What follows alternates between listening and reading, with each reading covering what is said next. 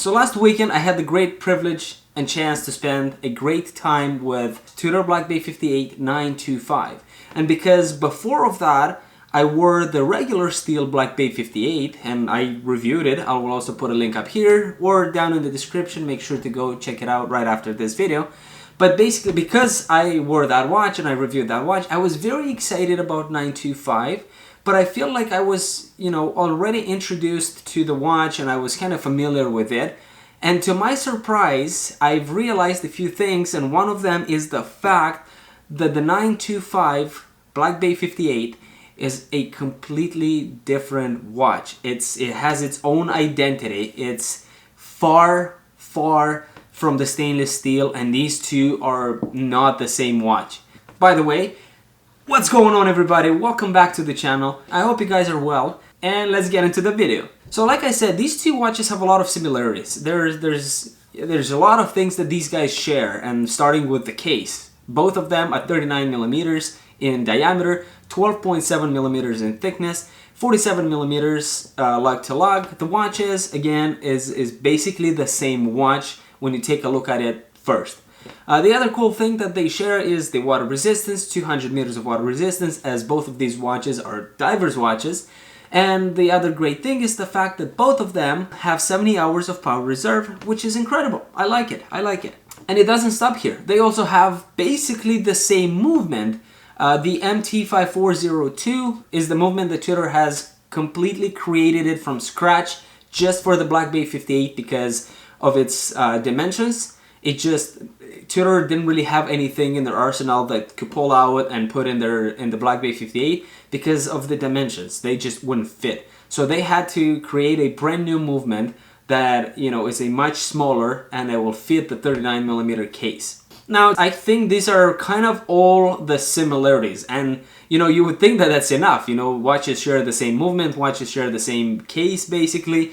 What is it so different about them? And the number one thing that makes these two watches incredibly different is obviously the fact that one is steel and the 925 is silver. So just to give you some information about steel, I'm not too sure if you guys know much about steel, but I did my homework and I learned a little bit about it, and I feel like I know a little better than you. So first, silver is not commonly used in watches because as a material, it has some obvious weaknesses, and being used in a tool on a wrist day in and day out is not the best thing. Pure silver is very soft material, just like gold, and in this case we have 92% of silver with the rest being copper. Now these two materials in combination don't go well with two things. One is salty water, and two is sweat. Now the other thing is also that silver, when it's in a jewelry, it requires much more maintenance in order for it to stay sharper and longer lasting and shinier. Now when we look at the fact that the Black Bay 58 should be a diver's watch, a sports watch, an all-occasional watch, you expect from it to just throw anything at it and it will take it anywhere, take it down in the water, high pressure. This watch should basically be everlasting. And it truly is like that with the regular stainless steel Black Bay 58. But when we're looking at the 925, things change a little bit. Things contradict themselves a little bit because yes, the watch was built in a way that it can resist to be at a high pressure down in the water. That it can resist being banged and scratched and, go anywhere, do anything with it. But because of its case material, and because after reading how silver is and how you should take care of silver, I would be afraid to take this watch in the water, often, because you never know what's in the lake that you're about to swim. You don't know the minerals that are there. And no, I am not saying that the watch will start getting rusty and things like it after once or twice being in the water. That's not what I'm saying. But I'm saying over time, it will not stand and it will not last as good and it will not stay in a good shape for as long as a stainless steel watch. Now, I think these are important things to know because when we buy watches, we tend to buy them based off the looks, based off maybe the movement, right? These are some of the things that we look at. These are some of the things that, it's important to us. But we don't often think of how do I take care of this watch? What are some of the things that maybe I should worry about the watch? What are some of the things that I should keep it away from? So these are very important things because I feel like this watch is incredible. You know, I've spent around 4 days with it, and to be honest, I fell in love with it. And the watch, it truly is precious, and it truly is an absolute stunning piece. It has such a smooth and great transition from the dial to the bezel.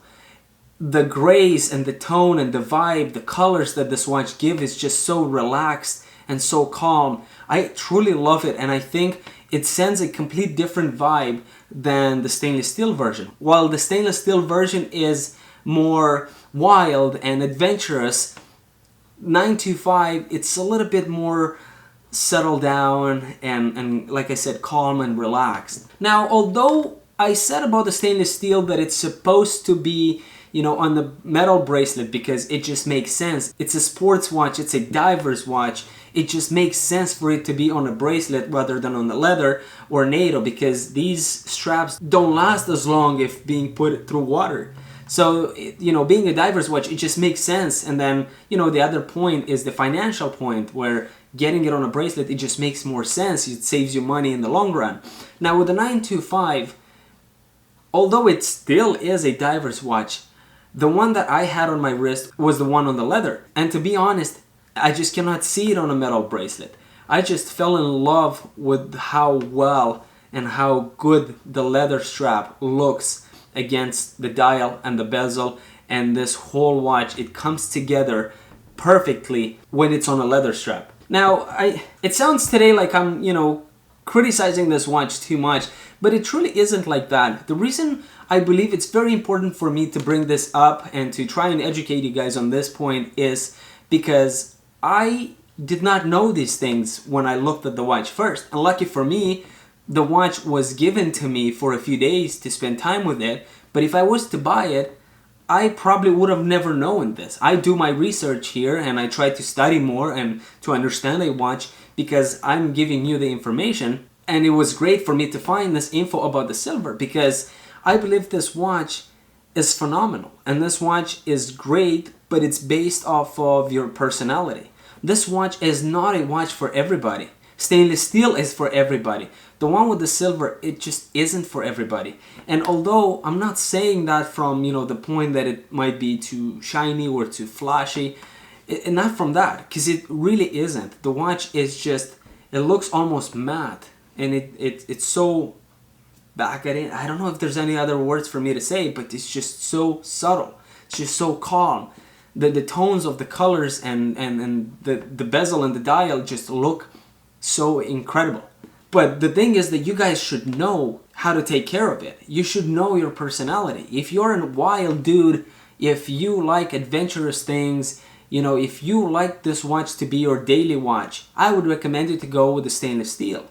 And if you are a guy that takes more care of his watches, don't wear them as often, or I find the 925 leaning more towards an elegant part, or having an elegant aspect of it as a watch. Being a sports watch and a diver's watch, it still leans more towards being an elegant and a more classic watch. The reason I say that is because even wearing these two watches side by side, when I wore the stainless steel, I never really thought how I dress up. It just went with everything. And then the 925, it just forces you to dress up. It makes you stop a little bit and say that, hey, you know, although the watch looks great with almost everything, but because it's more elegant, it's kind of the message that it gives you.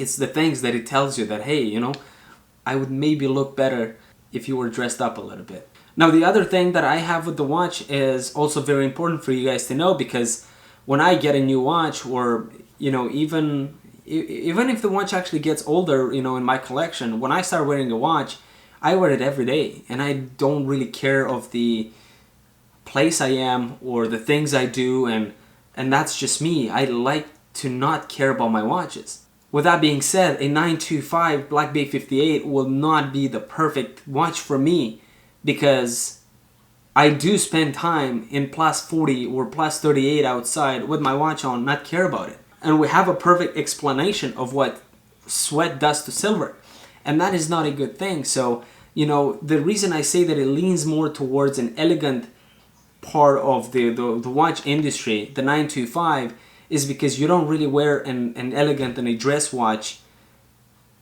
when it's plus 38 outside. You want to take care of it differently. And the same idea goes with the 925. The other thing is that there isn't any black base, to my knowledge, that have an open case back. They all have a closed case back because they're just not meant to be pretty. Although they are, they're meant to be more tools. And yet the 925 has an open case back. You can see the great movement, and I'm very excited about that. I love to see a movement. I love to see the craftsmanship and the art and the way it's put together inside and the way it functions and the way it spins and all of those things. I appreciate them and I love them and I love having them in my watches. But when we're talking about a more tough and durable and sporty all occasional diver's watch, you don't really expect it to have an open case back, but this one does. Now these days you can get an amazing go anywhere, do anything diver's watch for $1,000 and even under $1,000. But if I was to spend significantly more, then I want the experience to be significantly different. And with the Black Bay 58 925, it's very, very different. And I'll leave you at that.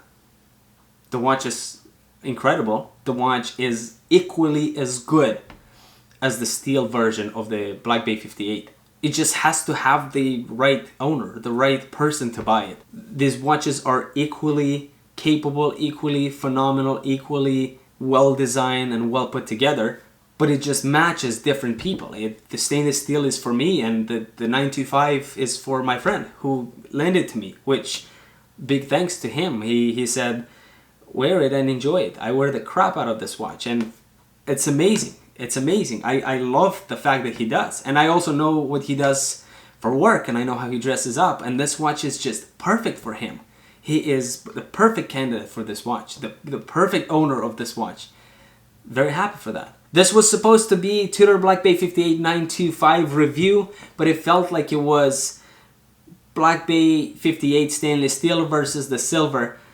I just had to compare them both because I personally had a wrong idea of both of these watches put side by side, and you know, after spending time with both of them, I just understood what they're all about. It's what I believe, it's what I've realized, it's what I've understood from spending time with the both of them, and I couldn't have been happier to have both of these watches with me for a whole weekend. And I hope this video just clears your mind a little bit if you were in the confusion of not knowing which one to get. And I hope you understand now. And with that being said, I'll catch you in the next video. Take care.